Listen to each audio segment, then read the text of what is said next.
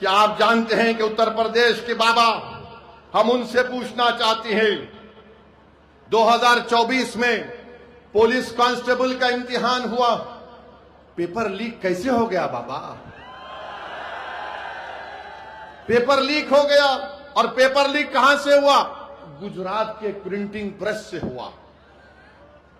48 मरतबा re examination हुआ भारत में, 10 साल में 48 मरतबा, और 89 मरतबा पेपर लीक हुआ है। 56 इंच का सीना देश के प्रधानमंत्री का, मगर उसमें से भी पेपर लीक हो जा रहा है। आज हम आ रहे थे तो जहां पर हम होटल में ठहरे, मीडिया के लोगों ने हमसे पूछा कुछ बोल दीजिए। हमने कहा क्या सवाल है तुम्हारा? तो कहा वो चंदा चोरी पे कुछ बोल दीजिए, चंदा चोरी पे कुछ बोल दीजिए। मुझे याद है कि सुप्रीम कोर्ट ने अपने जजमेंट में कहा था कि 6 दिसंबर 1992 को जो हुआ वो एग्रेगियस एक्ट है, ये सुप्रीम कोर्ट ने कहा था। अब मुझसे पूछा गया कि बताओ आप इस पर आप क्या कहेंगे?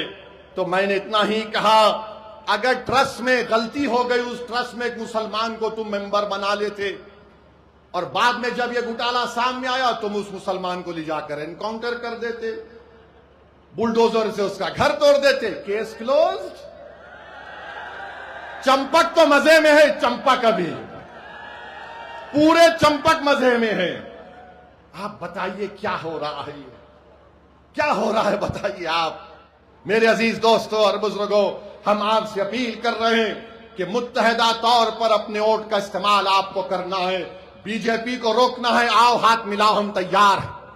मगर इसका यह मतलब नहीं है कि तुम मेरे इस बात को तुम कमजोरी की अलामत समझो, ये कमजोरी की अलामत नहीं है। अगर तुम हमारी बात को नहीं मानोगे तो तुम्हारा इख्तियार है, मगर याद रखो मजलिस इत्तेहाद उल मुस्लिमीन के हाथ बड़े दराज हैं।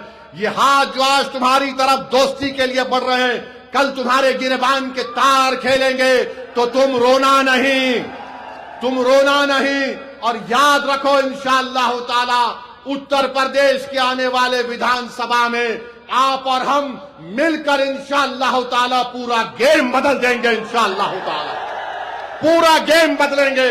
अब नहीं होगी गुलामी की बात, अब नहीं होगी दरी बिछाने की बात, अब हक की बात होगी, हिस्सेदारी की बात होगी, नेता बनाने की बात होगी।